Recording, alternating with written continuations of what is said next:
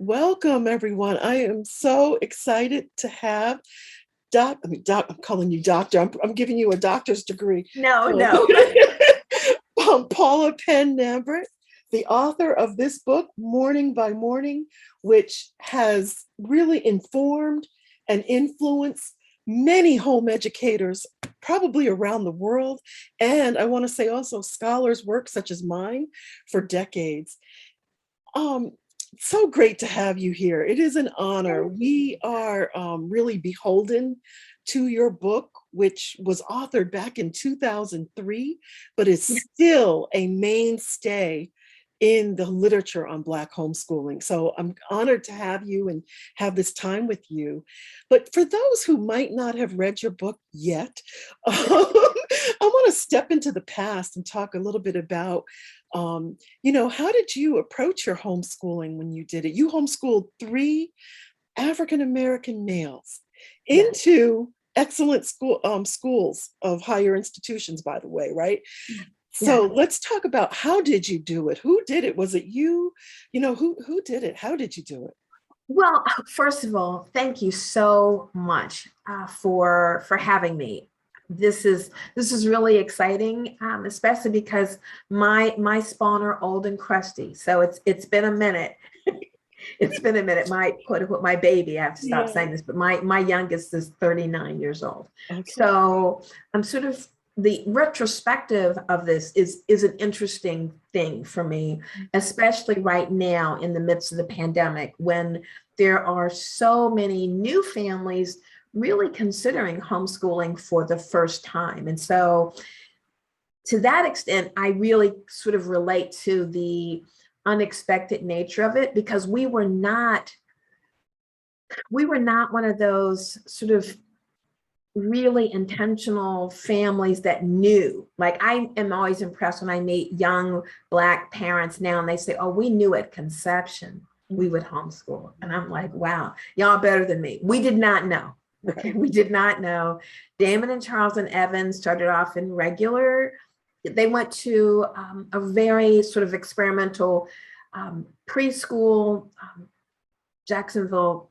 No, they went to, it was a farm school, Mandarin Farm School. We lived in Jacksonville, Florida then. They did that for kindergarten, and then they went to a traditional school for first grade, and then they went to an independent day school, both in Jacksonville and in Columbus.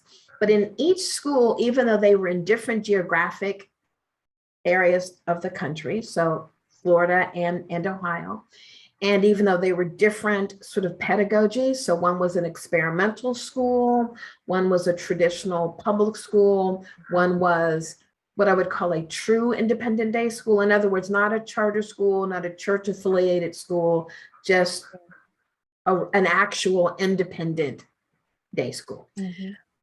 But even though these were different institutions in different places, the challenges that we experienced were disturbingly consistent, right?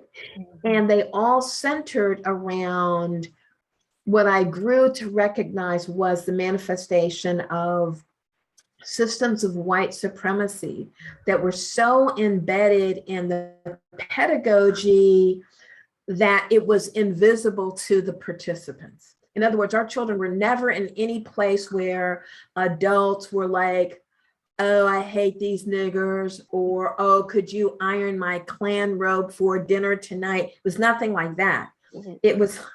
It was all of the subtle, insidious things that when you then address it, the response is always, how could you say such a thing? Right. Right.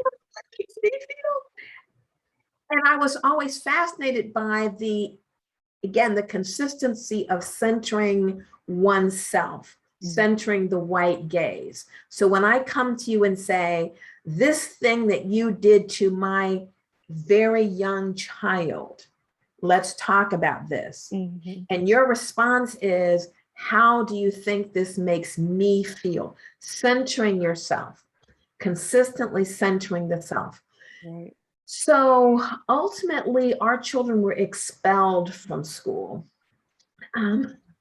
because I thought it would be a great idea to have a back to school picnic for all the Black families. Because one of the things that happens in independent day schools is, and I knew this because I'm a graduate of a very wonderful independent day school for girls, very elite, very exclusive, very expensive.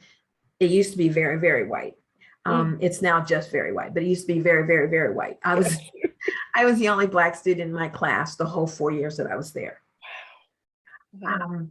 And part of what I remember so vividly entering there in 1968 was not just how hard it was to tell white people apart, because they really look very similar. And that was very disturbing to me. I was like, didn't I just see you 30 seconds? I mean, okay. And everybody was named Betsy and Sally. And I couldn't get that. That was very confusing to me. But the other thing that was interesting was the community that I came from. Everybody knew everybody and everybody's parents and cousins and grandparents. I didn't realize that was because I was accustomed to that. Like, I'm fourth generation in church. So I'm used to that. What I realized when I went to independent day school was that all of those kids were also in those kind of insular environments. So everybody there knew everybody else, everybody's parents and cousins and grandparents. And that made being Black even more difficult because you didn't have those sort of secondary connections and relationships. Right. So I thought, what would be great is to have a back to school picnic so all the Black families could meet each other, since we're not all in the same country club, right? So I thought it was a great idea, but the school did not. And apparently some of the Black parents did not, because the school, it wasn't like it was a secret. I didn't invite anybody in the administration, as I explained to the head of school, because none of you are Black. If there were any Black administrators or faculty, I would have invited them, but you don't have any. Right. That's why you didn't get invited. It wasn't a secret. But several Black families complained. And so the head of school called me in and said, this was very racist. And a lot of Black families felt insulted. I said, maybe they felt, so did they think that that everybody didn't know they were Black? Maybe they were going incognito. But, everybody already knew they were Black before I sent that invitation, A. And B, all summer when you went to various cocktail parties at the various country clubs in Columbus, and there were no Black people, did you think this is so racist? No, you did not. So again, centering yourself. This made you feel uncomfortable, but you've never thought about other people exercising their autonomy. I didn't ask you because it's none of your business. Right. My social life it wasn't on school property. So, but our tuition was late, which was always paid when we're self-employed. We get money when we get it. And then when we get it, we pay you, which had never been a problem. But after that picnic conversation, 2 days later, we got a call. If the tuition is not current by Friday, do not send the boys back. And if you do, and this is a quote, we will embarrass them. Okay, it's going to be like that. Wow. Okay. I see you. So I called, because again, I'm from Columbus, and I went to the girls' equivalent of the same independent day school. So I knew all the people on the board. I called each and every one of them and sent them a letter, just FYI, this is what happened. And people were like, what? So then 2 weeks later, the head of school calls and says, we were all upset. We said some things we didn't mean. I said, no. Now I was upset. Everything I said, I meant. So we're out. We're done. Drop the mic. Okay. And thank you for making it plain. Right. Thank you for making it plain. So that was why we started homeschooling. And I always feel like I have to confess that it wasn't like we decided to homeschool. We decided to homeschool, but because we did have the option, obviously, of re-enrolling the boys in public school. But by then we had just thought, you know what? we have been doing the school thing for a minute, and it's the same thing every place we go. Mhm. So, and how, as my husband said, how much time do we spend educating our children's teachers? Mm. Right? I mean, because when the boys were still at this independent day school, we got a note to come in because Damon and Charles allegedly had been lying in class. And the teacher said, I'm very concerned about their sense of self. That's obviously the reason they lied. We get to school and she said, I'm just going to show you what happened.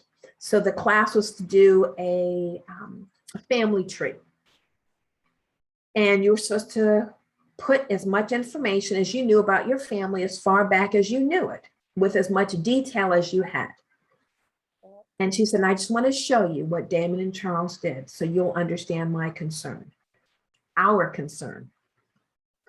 So Damon and Charles had these trees that showed us, their parents, and their aunts and uncles, and their grandparents, both sets, and their great grandparents, and their great great grandparents. And there was college, law school, medical school, Supreme Court arguments. Because my husband's uncle, one of my husband's uncles, James Nabrit, argued Brown v. Board of Education with Thurgood Marshall before he was dean of the law school at Howard and president of Howard. Okay. His other uncle, Sam, was the first Black person to get a PhD from Brown in 1932 in marine biology. Goodness. But again, Charles and I both come from families that have been in this country since the late 1700s. Mm-hmm. So both of us are from families that have been in lifelong marriages Mm-hmm. and pursuing post-secondary education for as long as it's been legal for Black people to do so. So all of that was on this tree. Yeah. And this woman says, clearly they're lying. Oh. Clearly they're lying.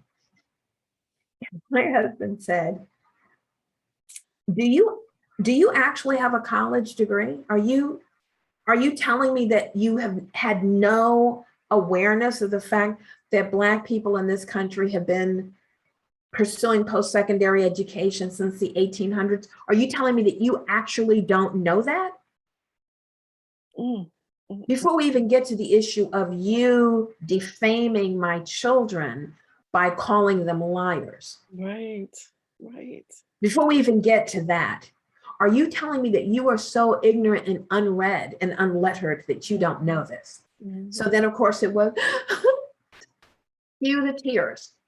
Right. White fragility. Cue the tears. Yes. How do you think this makes me feel? He said, Yeah. why do you think that I care? Mm. I have no, this is one of those occasions when I didn't want to, but I had to say, honey, that's enough. Yeah. Yeah. It's like, I care nothing about your feelings. Mm-hmm. The only thing that I'm here to discuss is the health and well-being of my sons. Mm-hmm. That's it.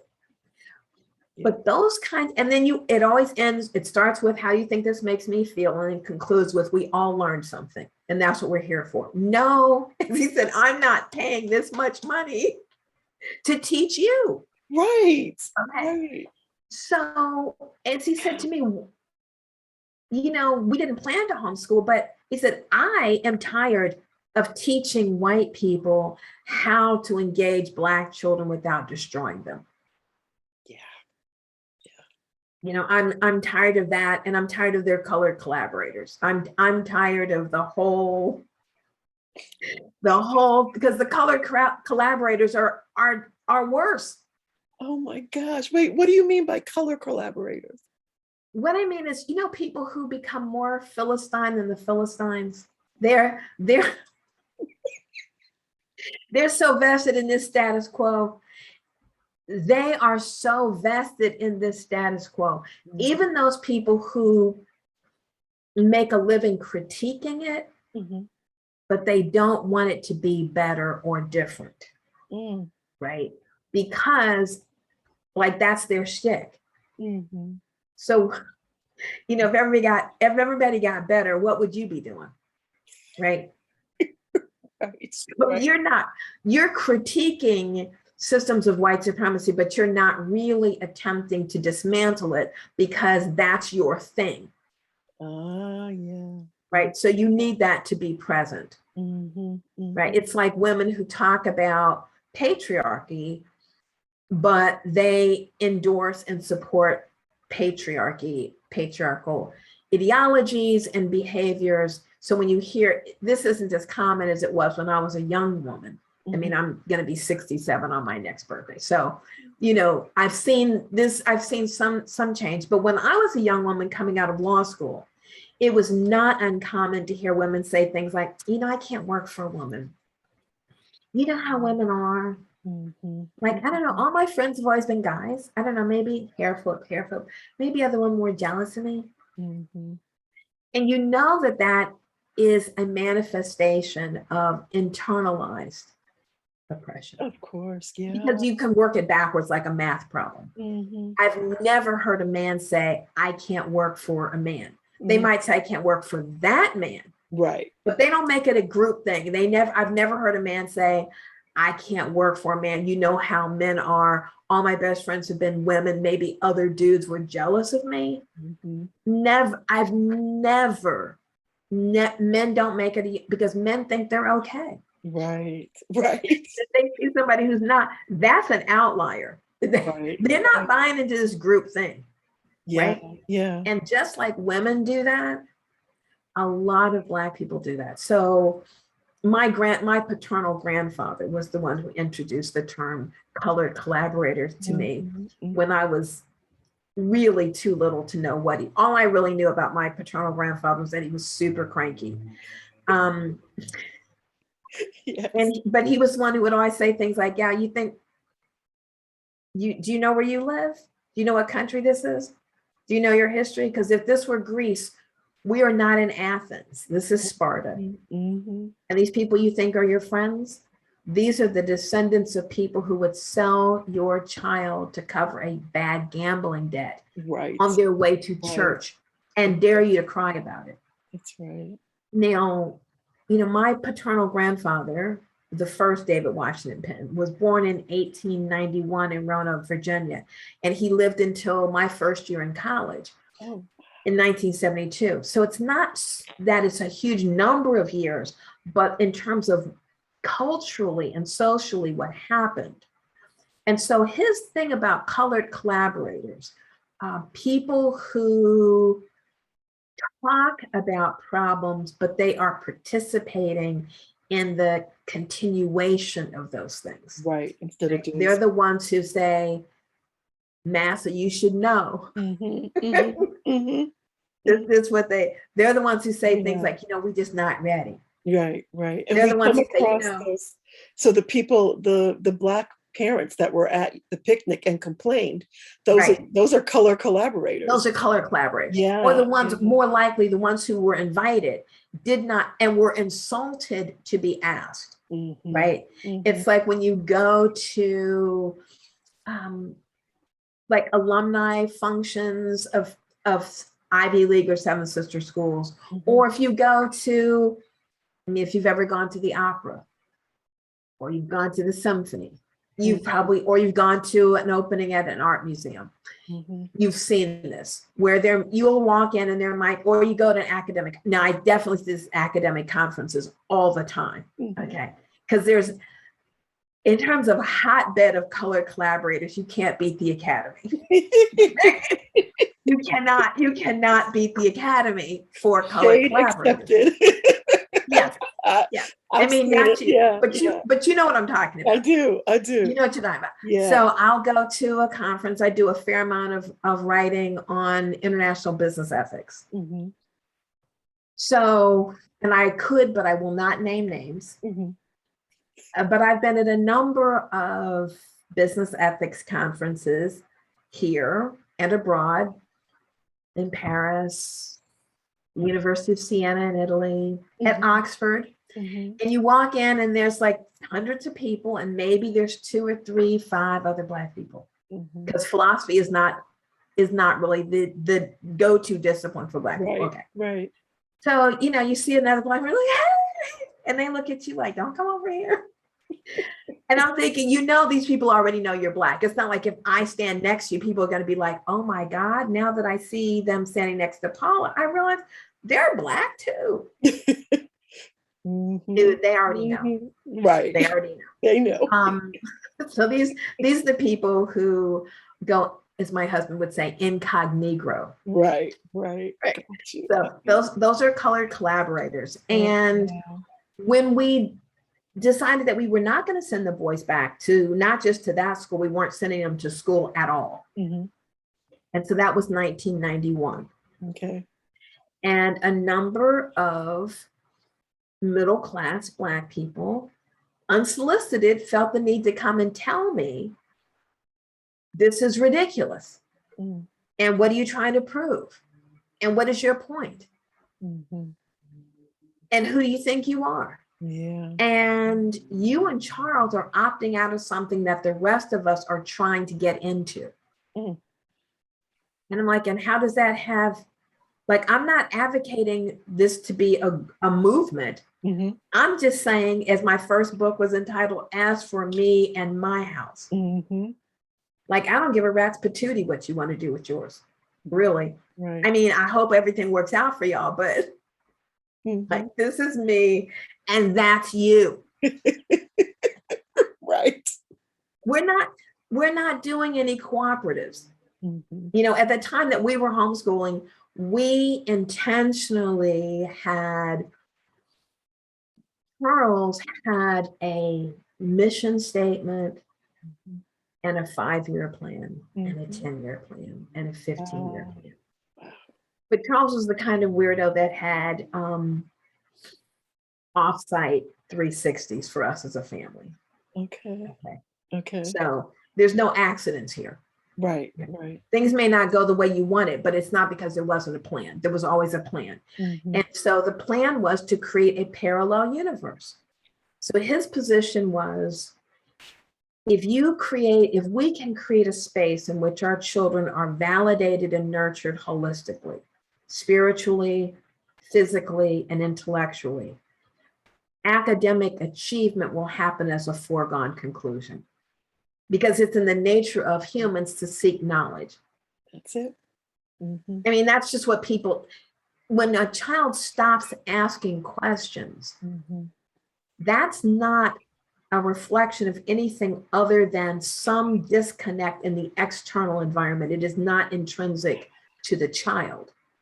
So this need to re-engineer. And that was because as he said, if we compared, and I think a lot of people look at education and the conspiracy theories are so enticing, right? So on the one hand, the conspiracy that white people play into, which is the problem is dysfunctional Black families, and where's the daddy? That's the problem, and Black people not seeing anybody work and just dysfunction in the Black community. That's the problem. Black people not serious about education. Right. And then the corresponding conspiracy on the part of a lot of Black people is this conspiracy to destroy Black children, right? Like teachers get up in the morning and say, oh, don't forget, let me make a note to myself. If I see any Black kids, I need to just destroy them. Don't forget. Right. And instead, I think, and those are both enticing and they have a lot of emotional energy. Yeah. But part of what Charles and I thought about was if we compared education to a manufacturing process, and that's probably because we have manufacturing clients. The idea of continuous process improvement is something that is inescapable if you are in a competitive manufacturing industry. And when there is a disconnection, when there is a problem, you go backward and you look at where you unravel it to see where is the dysfunction happening. He said, so if you were manufacturing cars and all the blue cars were missing a fourth wheel, you would not say, blue cars aren't serious about transportation. Right. And you also wouldn't say the people on the assembly line are undermining the blue cars. Right.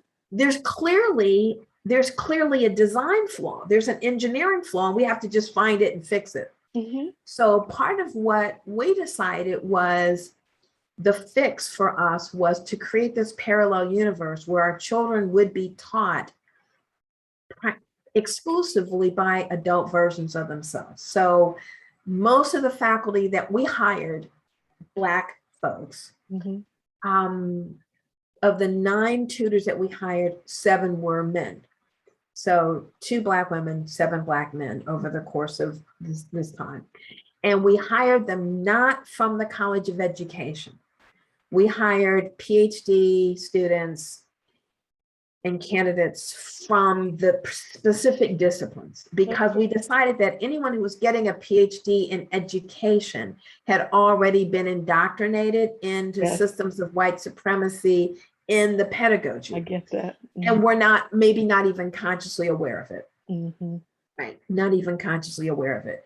Mm-hmm. And that was evidenced by the number of Black people would say things like, your kids are so exceptional. Are they? Mm-hmm. Are they really? Because I love them. Don't get me wrong. I love them to death. Right. But I have to agree. Charles C. Madison felt very strongly that he said I could pick 3 Black children at random off of any street corner in the world, put them in the same environment, and get the same results. Mm-hmm. Okay. Mm-hmm. The same results, because it's very much like what he had said to me about gardening. And I told you, Charles introduced me to organic gardening. Mm-hmm. When I had the twins while I was in law school. So when I graduated, they were 13 months old. And I had nursed them for the first year and was starting to buy baby food. And C. Madison said, sweetie pie, we don't know who's growing that or bottling it. We have to grow our own food.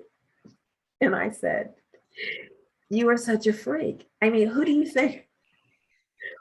Yes, I just got law. I just finished law school. And he looked at me very calmly and said, gardening is like parenting and pastoring. They all require the same daily attention to detail in the same posture of humility, head bowed, body bent. Mm-hmm. People who don't have time to garden probably don't have time to parent. I said, okay, paradigm shift. So we always have had a garden. But Charles was different. Cheryl, now, Charles whizzed through Dartmouth in 3 years and graduated with honors and a box of varsity letters. Okay. He was all of that and a great big bag of barbecue potato chips. Okay. He's all that. Yeah. And very calm. Like he did not believe in spanking children. Okay. We were married for 36 years, 8 months, and 22 days. I never heard him utter a word of profanity, ever. He was just like Spock. Yeah. Always under control. Mm-hmm. Always under control. So the idea of this is how we feed ourselves. Mm-hmm. This idea of autonomy was a big issue with Charles, right? Mm-hmm. So us being self-employed, that was Charles's idea. Yeah. Us having some control over at least 50% of our food consumed, that was Charles's idea. Mm-hmm. And so the way in which our homeschooling process was structured, that was Charles's idea. His position was, we have 3 Black male children that will eventually be adult men. Mm-hmm. And the way in which they are educated holistically will shape the way they will be in the world as men. Mm-hmm. And so this whole idea of people critiquing Black men for being distant, aloof, violent, disengaged, and no one wants to talk about how we parent Black male children. Okay. He said, so when we talk about violence, particularly violence against women, he's like, we need to address the fact that every perpetrator that we see, incarcerated or otherwise, was conceived and nurtured in the body of a woman. Mm-hmm. And their formative years, by and large, will be shaped by the care or lack thereof of women. Yeah. Yeah. So most children's first experience with physical violence happens at the hands of their mothers, their aunties, or their grandmothers. So that's not going to happen here. There'll be no hitting. I was like, are you sure? Are you? I didn't say that's why you have kids, so you have somebody to hit. I didn't say that, but I did go right to spare the rod, spoil the child. Yeah. And it's hard to raise children differently than the way you yourself were raised. Yes, very hard. That's something that's really hard to overcome. Yes, I think it takes some imagination. Mm-hmm. And again, one of Charles's gifts was the ability to imagine things he had not seen. Both of us come from very traditional Black families where spanking is how you live. Right. And when you're not being spanked, there's the threat of being spanked. Yes. There's the verbal, like I'll snatch a knot in your neck. All of that. Yes. Okay, all of that. He was like, we're not going to have any of that. Mm-hmm. Mm-hmm. There's not going to be any of that. It's not just that there's not going to be any hitting. There's not going to be any yelling. There's not going to be any name calling. There's not going to be any belittling. None of that. Wow. None of that. So when I said spare the rod, spoil the child, he said, let's go back to the 23rd Psalm. Now I should have known better because Charles's father and grandfather were both Baptist ministers. I don't know why I was, but people in holiness, we always think we the only ones who have the Bible. You grab onto one verse. Nobody else, ain't nobody else saved. Okay, nobody else is saved, right? So it's like you're Baptist. Okay, you're not saved. Right. He said, let's go to the 23rd Psalm, and it says, "Thy rod and thy staff, they comfort me." Yeah. The rod and the staff are used against predators, not against the flock. Mm.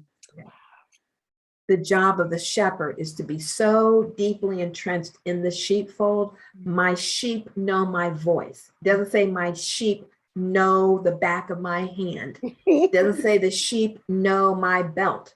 Right. The sheep know my voice. Yep. The sheep know my voice. I was like, okay, again. Yeah. Paradigm shift. Yeah. Right. So our children were not spanked. Okay. A couple of times when he was gone, but because a couple of times I was like, you know what? Somebody got to be hit. I don't know. Okay. But so this whole idea of what kind of making a space for excellence, right? And making a space for excellence, it's harder to get to excellence in the midst of fear. Right. And when you are hitting children, once you've hit someone, you've ripped the time-space continuum, right? You can apologize, you can say I'm sorry, but you've engaged in an act of violence as a means of control. And his position was that is not the space. And when people say, well, my parents spanked me and I turned out fine. And he's like, the fact that you think you're okay. Right. You think you're okay. And quite frankly, being okay might be enough for you. Charles really did not mind telling people, okay may be enough for you. I expect more from my sons. Yeah. Okay is not enough. I expect excellence. And so the people that we hired from outside of the College of Education. So for biology, we went to the College of Biology. We got biologists. And that's how we ended up having fetal pig dissections on our kitchen table. It was very upsetting. Sure. You have stock in Clorox. Okay. Because I was going through bottles of bleach like it was. And this was before everybody knew about Green Clean. I was straight Clorox, not diluted. Right. Straight Clorox, the walls, the chairs, because animals have been cut up in here. Okay. And we can't cook nothing until everything in here has been bleached down. That's right. So we did that. For math, we hired PhD candidates in the College of Mathematics, and ditto for French.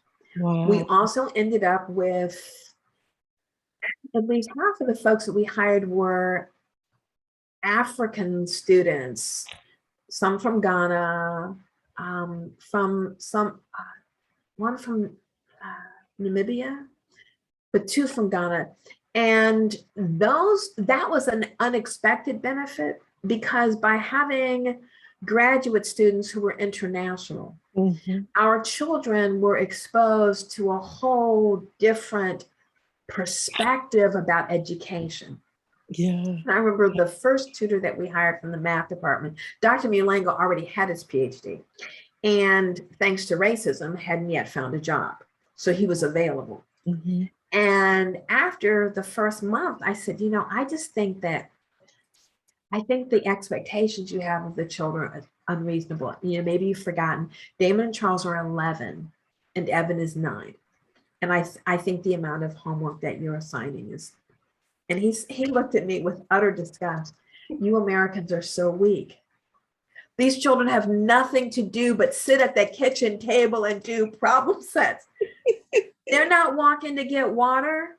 Oh, yeah. Oh, Oh. and then you wonder why your children are not competitive in college. It's a really good point. It's a good point. He was like, he was utterly disgusted. Yeah. He was utterly disgusted. So that's another paradigm shift, the way we see life in America, right? We have leisure time. And, around the world, there's some places there's no such thing as leisure time. There's no such time as leisure time.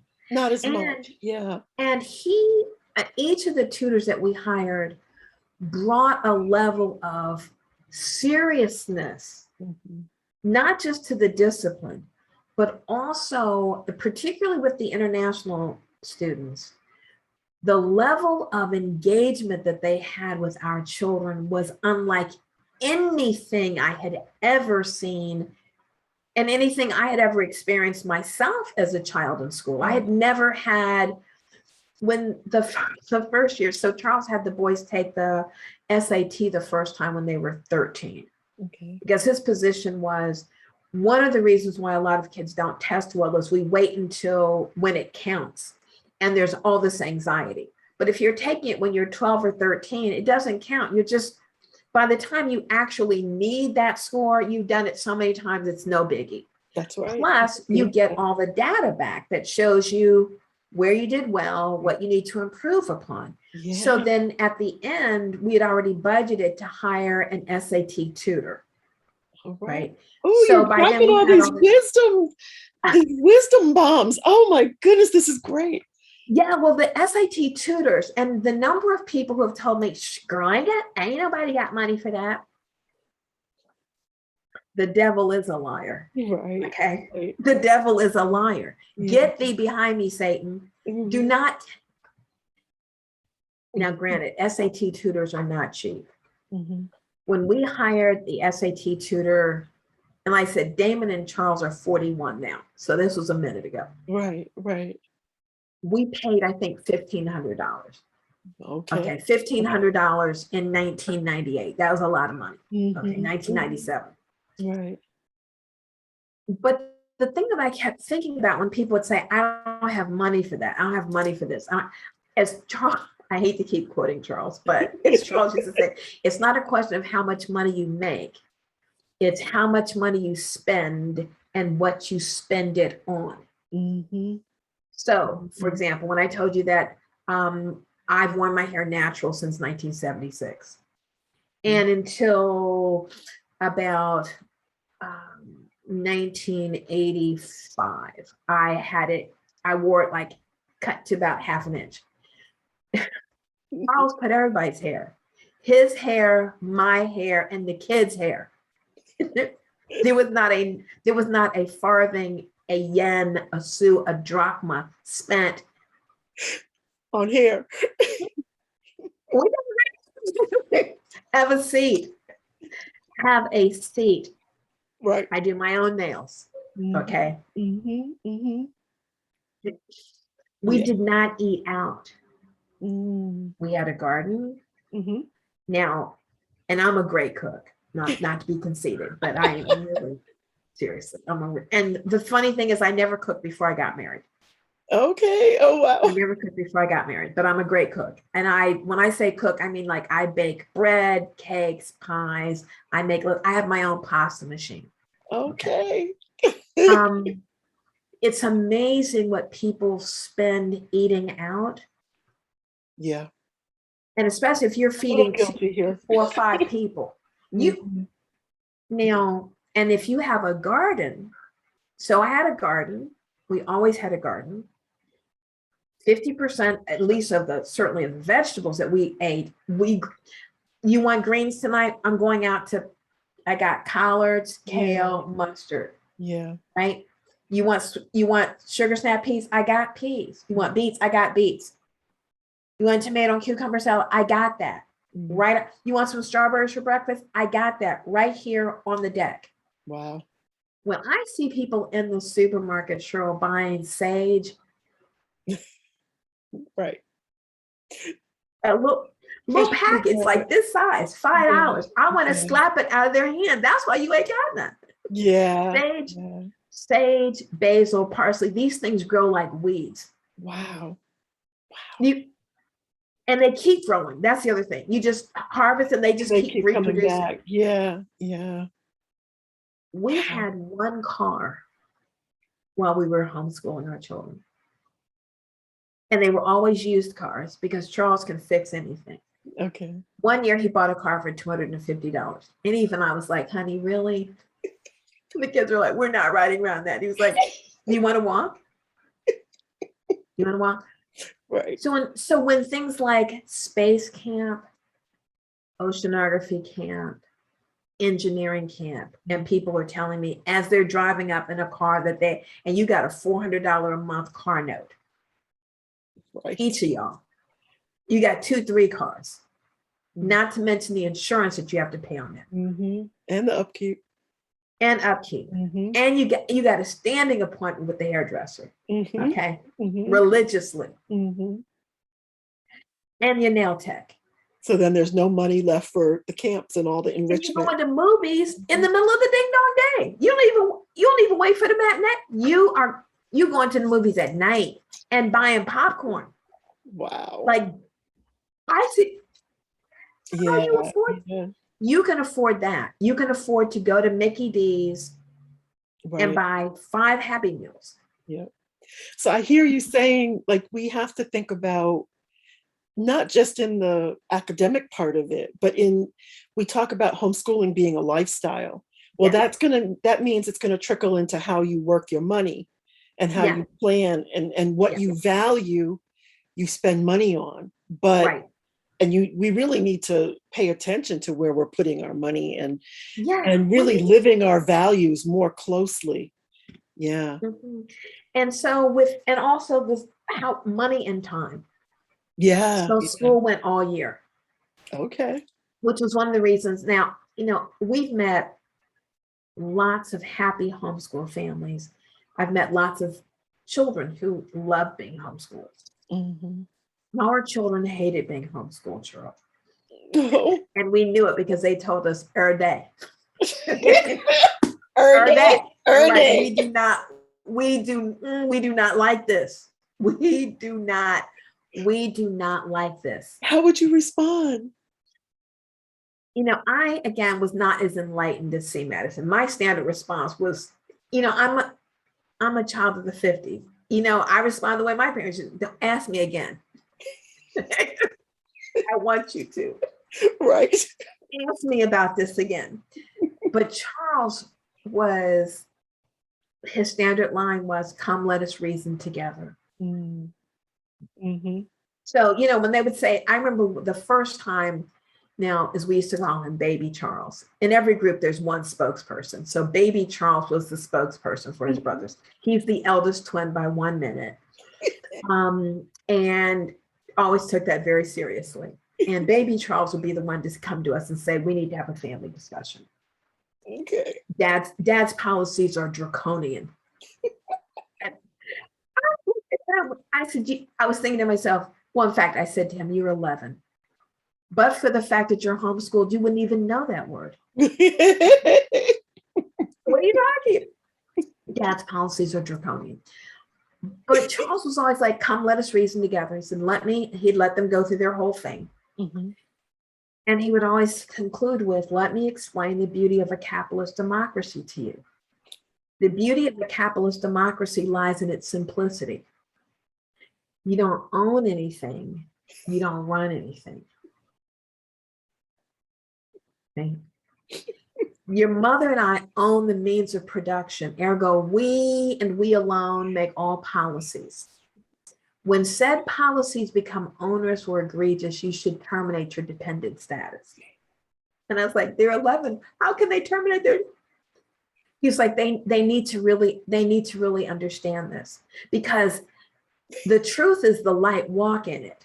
Mm-hmm. Okay. Mm-hmm. Mm-hmm. Just like all these people who, were like, I'm not getting vaccinated. Mm-hmm.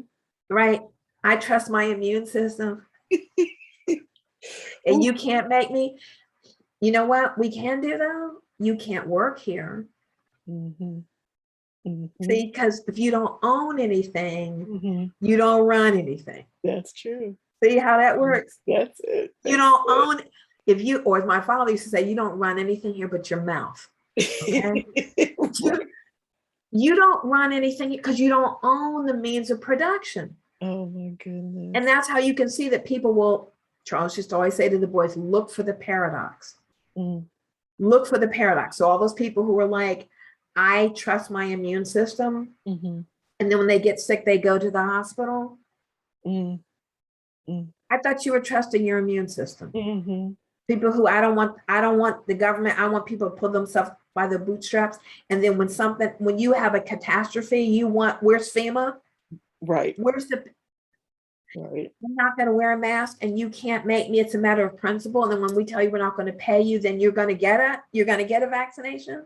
Right. Right. Yeah. Yeah. There's a paradox. Yeah. As opposed to say Muhammad Ali, who said, I won't fight in Vietnam. Mm-hmm. It's a matter of principle, as evidenced by the fact that you can take this heavy weight belt and I will go to prison. Mm. Because that's what you do when you believe in your principles. Mm-hmm. Now, if he had said, well, if I have to go to jail, I guess I will go to Vietnam, then it's not a question of principle. Mm-hmm. Right. And so this thing of challenging children to begin thinking about what's the paradox and who's responsible for what. And his position was, I hear that this is not what you like, and you would not have selected this. But the fact of the matter is, we are not peers. Yep. We're not. I'm interested in your thoughts, and you are clearly intellectually gifted, but I have more data points. I am the one who actually knows what it takes to survive as an adult Black man. You do not. And the feedback from your 14-year-old friends, all of y'all together, don't. Right. This whole thing of the concern about being socialized. Mm-hmm. I don't know that this isn't Lord of the Flies. I don't want my children socialized by other 14-year-olds, because that's how people end up hurt. Right. The socialization and the socialization piece is something that I think people are really confused about. Mm-hmm. That in fact, socialization is happening whether children go to school or not, and it begins at conception.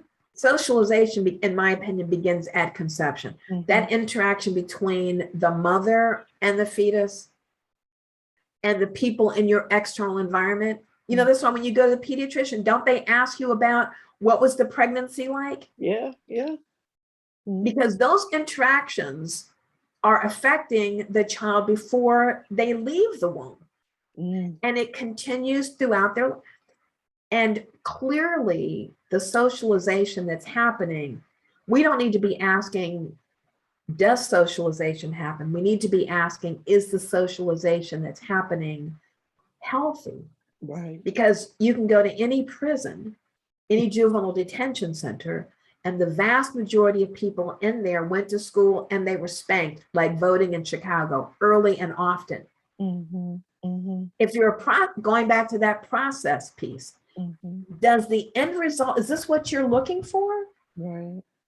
Is this what you're looking for? So by our children having this exposure to those graduate students who are kind of the in-between, right? So our children were children, we were adults, and then they have these graduate students who were young adults who were sort of an in-between layer, and that was extraordinarily beneficial, extraordinarily so. Yeah. Wow. Let me ask you, because we're getting a little long in our time, but let me transition to thinking about when you were writing Morning by Morning, all those years ago, did you ever imagine Black homeschooling would become what it is today? No. And I want to ask you another question just to with that, along with those ideas, what you were thinking at the time and who might be your readers. What would you say to the ones that are starting out today and they're a little bit hesitant, they're contemplating, they're not sure they can do it? That seems to be common, right? We're not sure we can do it. We're not sure, what would you say to those moms? I would say that being concerned shows good sense. I would, because I don't buy into that whole idea that every homeschooling is the best thing for every family, because it isn't. And I don't buy into the sort of arrogance that says it's your kids, so who's better to teach them than you? Because, I have a piano, I can't play it. So the fact that you have something that's in your house doesn't mean that I'm not prepared to do the work. So if you're not prepared to do the work, it's not enough to just have the child. There are a lot of people who shouldn't be homeschooling, but in my opinion, there are a lot of people who shouldn't be parents. So there's that. Right. But if you are serious about this, then you should know without a shadow of a doubt that you can do this and you can do it well. You can bring a spirit of excellence. You can make a space for excellence. You can make a time for your family to be fully present in the moment with one another. And homeschooling can be a blessing. It can be a blessing. Every blessing isn't easy, right? And sometimes the things that we have to do for our children are high risk. One of the things that I talked about, because again, I'm fourth generation Apostolic Pentecostal. So, there's scripture for everything. Right. Okay. Right. Get in that word, people. Yeah. Get in that word. And one of the things that struck me was not just that scripture, come out from among them and be ye a separate people, right? But the idea of seeing yourself as he whom the Son has set free is free indeed, right? Operating as though you have some autonomy over yourself and your own spawn, and then linking that to what we saw in Exodus with Moses, that's then emphasized again in the New Testament, in Hebrews, the 11th chapter. And, people start off with just that one verse from Hebrews chapter 11 about, faith is the evidence and things like that. But the one that I really like is verse 23, when it says, by faith, Moses, when he was born, was hid 3 months of his parents because they saw he was a proper child and they were not afraid of the king's commandment. Moses was not the first child of his parents. He was their third child. And this issue of oppression had been escalating.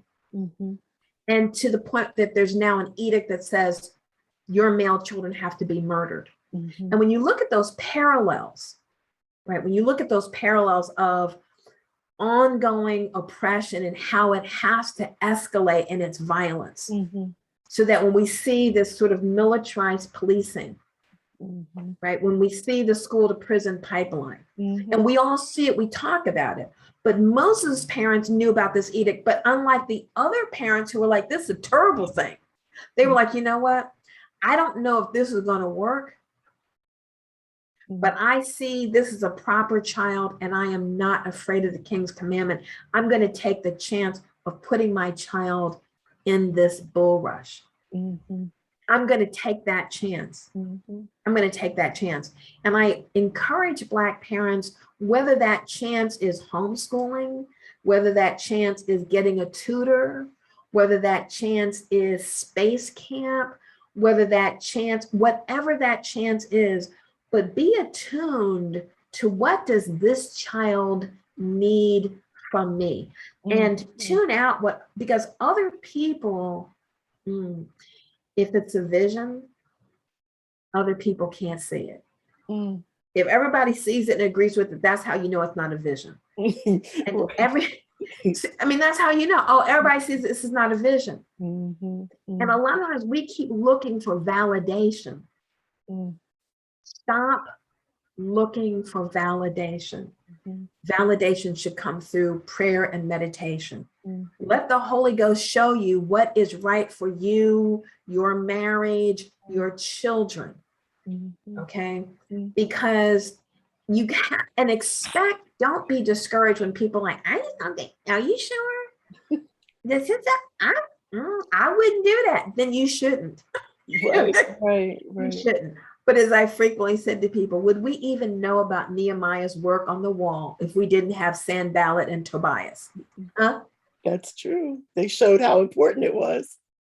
There always has to be somebody saying, I wouldn't, I wouldn't do that. That's Don't, then you should, then absolutely don't. And you're always going to have that. I think even when I told my family, some of my family members and friends, that I was going to leave Connecticut, come to Georgia to get a PhD, they thought that was the most dumbest thing in the world. Some people, why would you Yes, do that? You know, yes, and yes. many, but you look at how it turned out for me.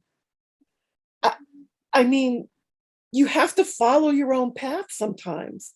And if You really, homeschooling is beckoning you, um, you have to, I get it, you have to trust that yeah. this is something you need to try to do.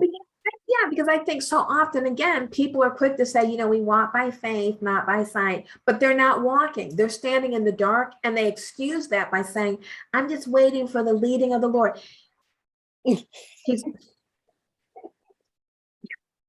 Yeah, you need to step out there, yeah. right? Like leaving Connecticut to Mm-hmm. go to Georgia, Mm-hmm.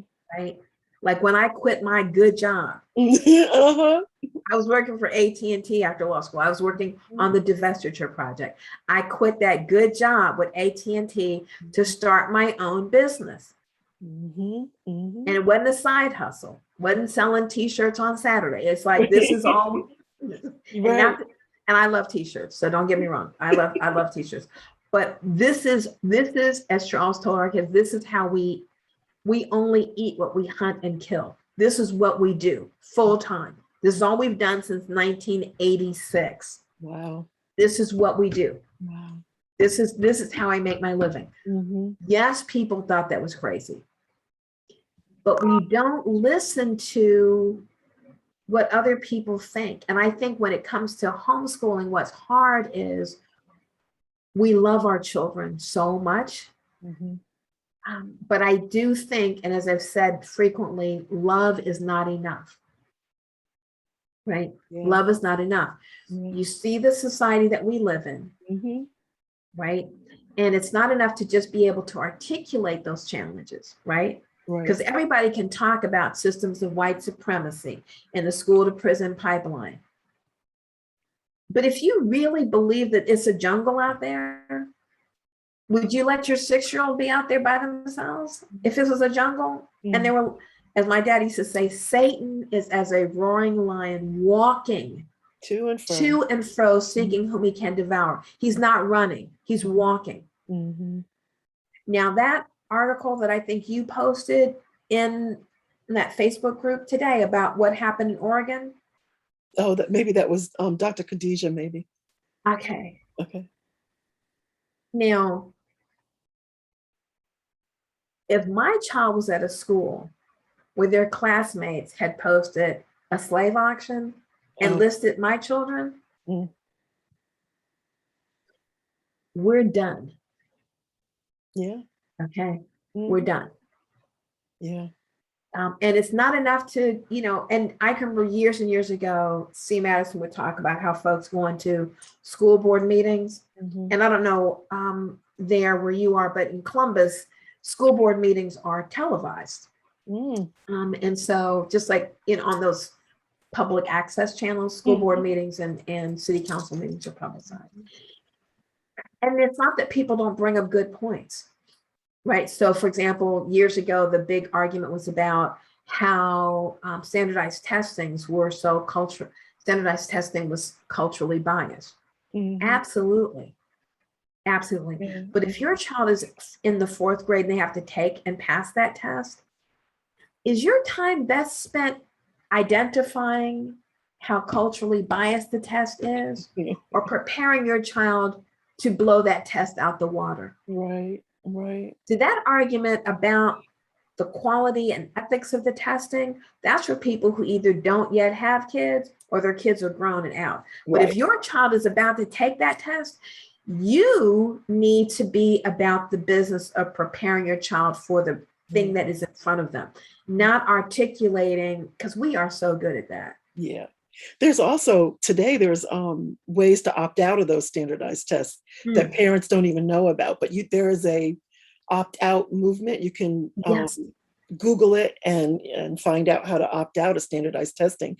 If enough parents opt out of it, they won't have any choice but to get rid of it, because it'll become more and more meaningless. Exactly. And less powerful, because right now the test is too powerful.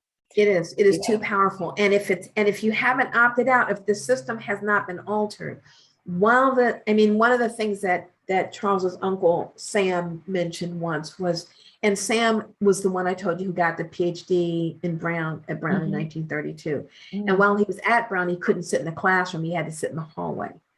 And my kids were like, I would have left. Right. And he said, I didn't come to sit in the classroom. I came to get the PhD. That's right. That's right. And while we work at dismantling systems of white supremacy, we cannot engage. That's why we need beloved community. Some of us need to be researchers. Some of us need to be activists. Some of us need to be farmers and gardeners. Depending upon where you are in the cycle of your own life. Right. I wrote Morning by Morning after my youngest child had been admitted to college. To me, there was no point in me writing this book. It's like saying, this is a great cake, and you're just now putting the ingredients together. Let's wait and see if how this actually tastes before we start talking about what a great baker you let. Right. That makes sense. Yeah. So let's talk a little bit about what you're doing now. You have many initiatives right now, and I think you have a new book coming out. I do. This will be my 6th book. And that book is entitled God and Greens, The Power of Prayer and Proper Nutrition. So it's a cookbook. And it's linked to, so Charles sadly died in 2013. And when he died, our sons and nephews and our niece decided to we wanted to do a garden in his memory. I didn't want the garden at our house. I wasn't sure how long I was going to stay in that house anyway. And so we went to our church and asked if we could use a fallow field at the rear of the church. And because my children and my brother's children are 5th generation in this congregation. So, so this is a church that was founded 110 years ago by descendants of formerly enslaved Africans. So this is an apostolic Pentecostal church. So as my kids would say, this is a blackity black church. I have on all this jewelry and makeup, so you can't tell. But yes, I grew up in an apostolic Pentecostal holiness church.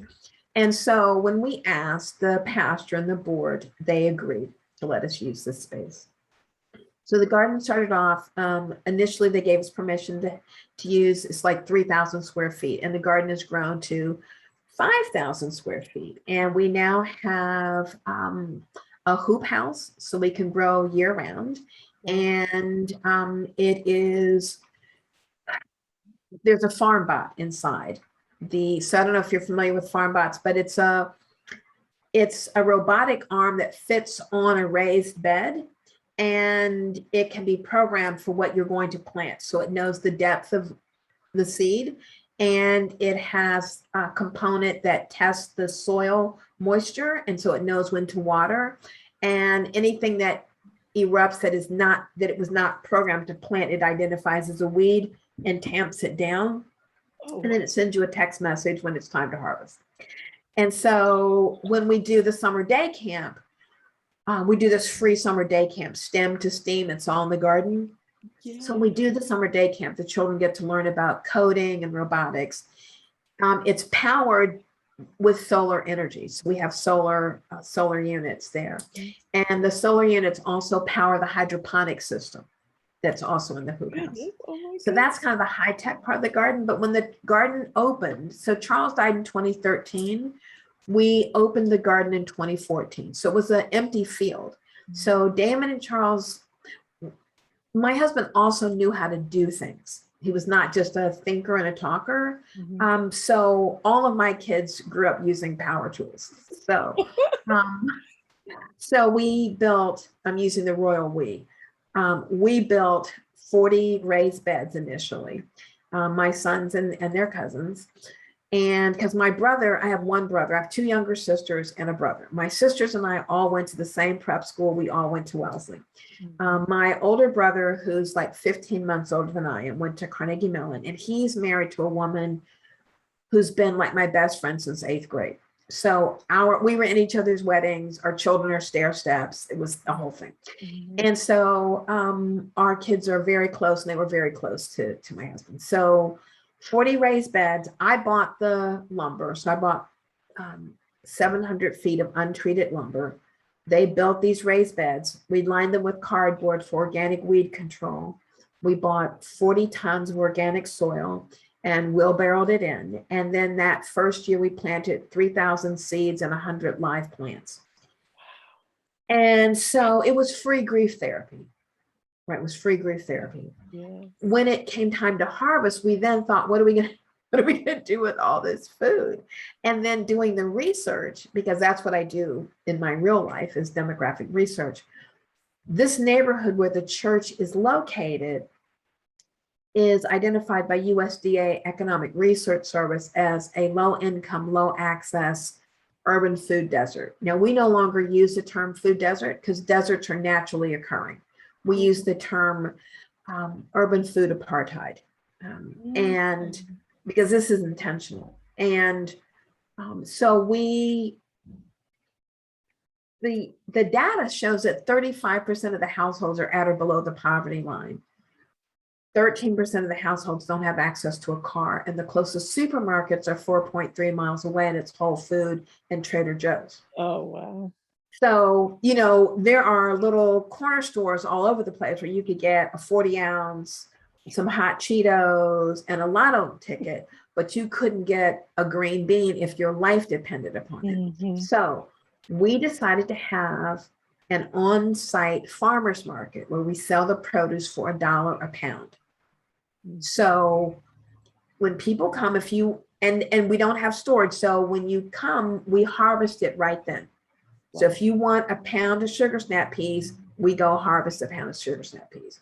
If you want a pound of mustard greens and collard greens, we go harvest that.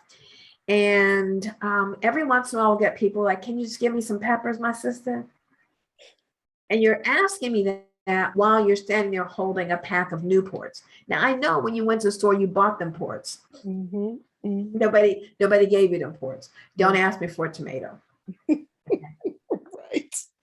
Don't ask me for a tomato. We have the farmer's market on Wednesday, right before Bible study. So that gives us a captive audience of people from church as well as the neighborhood. But yeah, people can just walk over and buy what they want. And then that's a great way for kids to also learn entrepreneurship.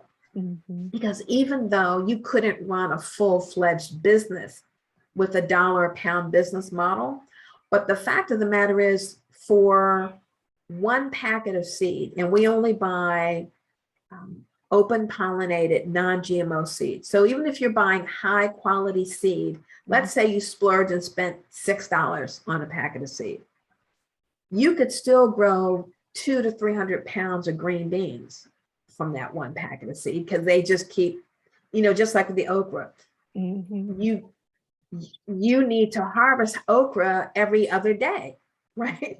Wow. And so you can make a lot of money, but we really make our money on the processed foods. So I have classes, but I also I have classes on canning, pickling, and preserving. Okay. So, but I really make my money on the spicy garlic dills, the apricot and balsamic vinegar jam, the strawberry and vanilla jam, the cookies. I wouldn't pay $3 for a cookie. I wouldn't pay $10 for a jar of pickles. I make tomato sauce. I would not pay $10 for a jar of tomato sauce, but we can't keep that stuff in stock. Wow. Now, at the beginning of every season, I give out free samples of the pickles, because I use that drug dealer model. You make your money on the comeback. Oh, you didn't? Yeah, you make your money on the comeback. Once you Gotcha. make your money on the comeback. Right, That's how you make your money. And yes, I can't. Around January, people will start asking me, baby, when the pickles gonna be ready? Seriously, I cannot keep the pickles in stock. Wow. And every time I sell a jar, I think, you're really going to give me $10 for a jar of pickles? And people will buy 2 or 3. We have a limit. You're only allowed to buy 3 jars at a time.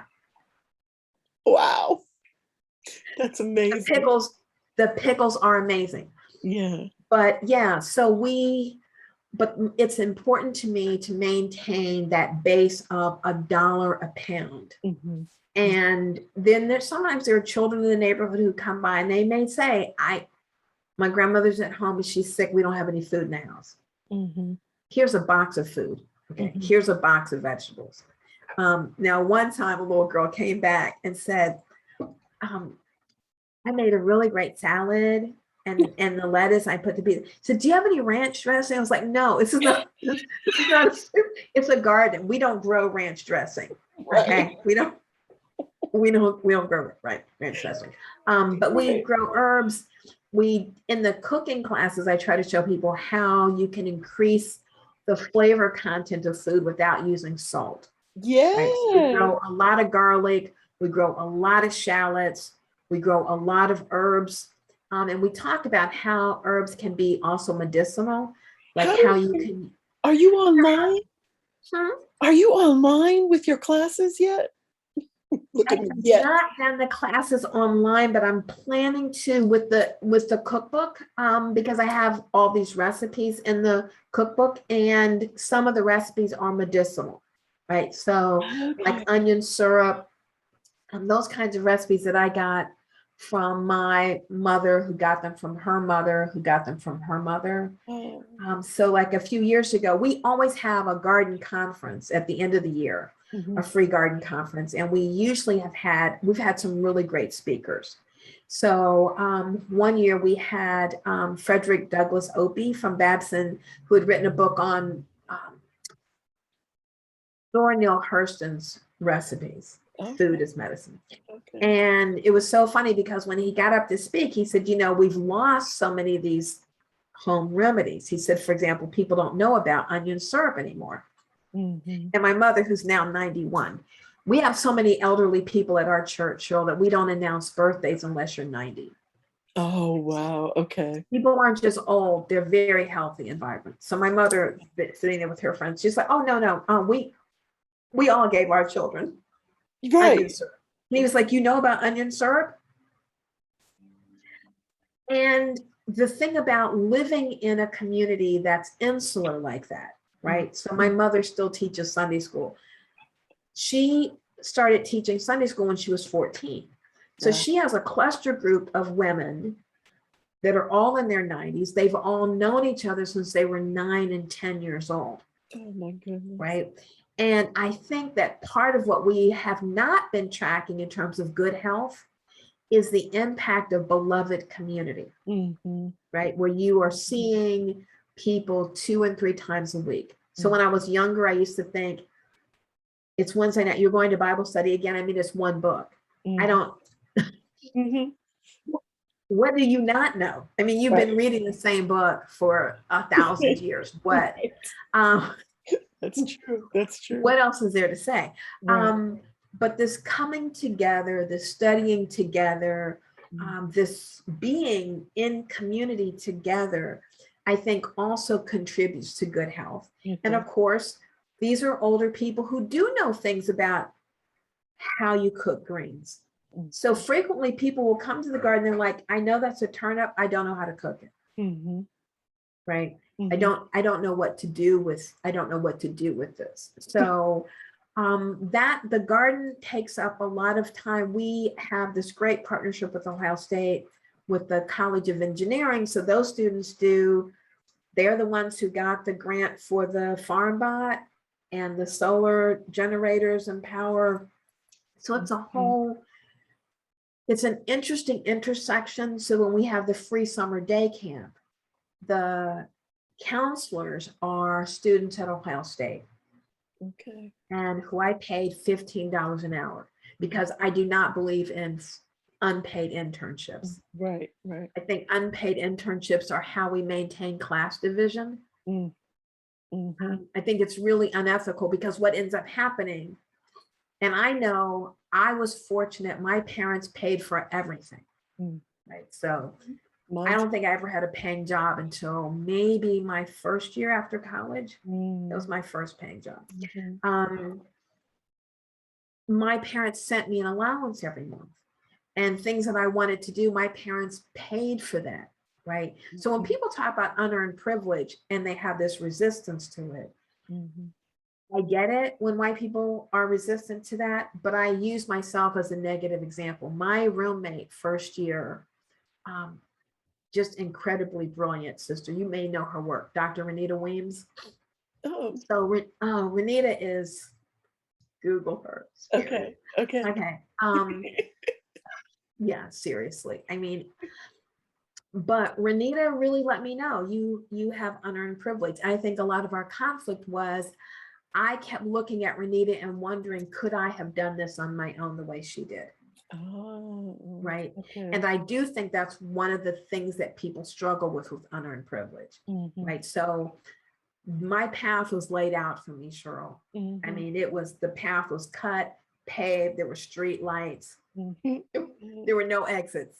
Okay. Right. I would have had to go over the guardrail, right? My parents paid for violin lessons, tennis lessons, golf lessons, family vacations, private school, private college. My husband paid for law school. All of this I didn't earn that. Right. I had to do the work, but somebody else made that happen for me, right? And so I had lots of opportunities because someone was footing the bill.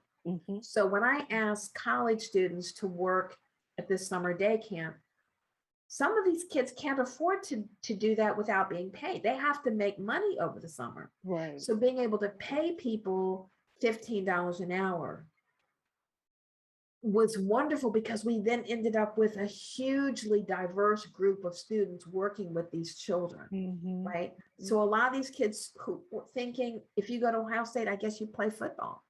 I guess you play basketball. Right. But no, actually, here's a Black kid who goes to Ohio State and he's getting a PhD in engineering. And he's here to explain solar power to you. How about that? That's good. Yeah. That's really good. So oh my goodness. I could talk to you forever. We will have to do something else soon. But I want to thank you for all the wisdom that you've given us today. And is there anything else, any final words you want to say? I just want to say thank you again for having me on. This felt very, it was really fun, but it also felt very validating. It's nice when you do the work and people come back and say, hey, I read that. It was good. Yes. And I would venture, I'm not sure exactly how many members we have. I know we have over 1,500, I think we're Wow. getting closer to that 2000.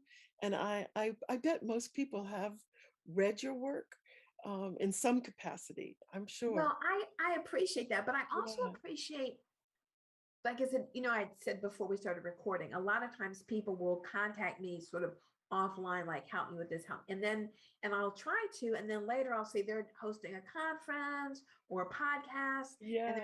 and I'm thinking, and you didn't want to ask me? Really? Oh, wow. Wow. I mean, seriously. And I'm Yeah. thinking, that's so weird because, and it's not like I expect that I'm on the tip of everyone's tongue, but when you were struggling and needed information, you contacted me. That's right. That's So right. if you are now hosting something and monetizing it, Yeah. Yeah. and now you didn't think to ask me, That's see, I don't right. like mine like that. Yeah. So, Yeah.